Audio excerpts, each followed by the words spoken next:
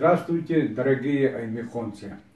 Поздравляю вас всех с праздником, со столетним юбилеем Аймяконского района. Вся моя жизнь и жизнь моей семьи связаны с вами, с Аймяконским улусом. В далеком 1977 году я приехал после окончания Якутского государственного университета горным мастером и был назначен на прииск Нелькан, участок Дражны.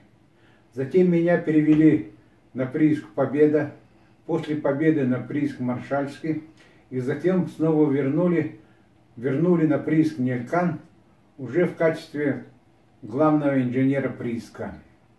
А в 1986 году меня перевели в депутатский ГОК, оловодобывающий комбинат,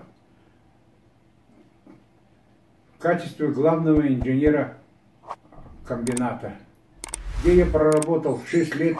Завершалось тогда строительство, пуск самого крупного в мире оловодобывающего комбината. А в 1992 году меня в мае вызвал наш первый президент Михаил Ефимович Николаев и предложил работать главой Аймяконского улуса. Я дал согласие. Мы с вами пережили самое трудное время для страны. Я еще раз поздравляю вас с праздником и хочу сказать большое спасибо за поддержку, за понимание.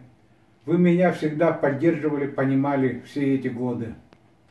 Первые главы были назначаемые указом президента. Затем пошли выборы. А на выборах уже народ выбирает по результатам предыдущей работы. Так что вам большое спасибо. И еще раз с праздником.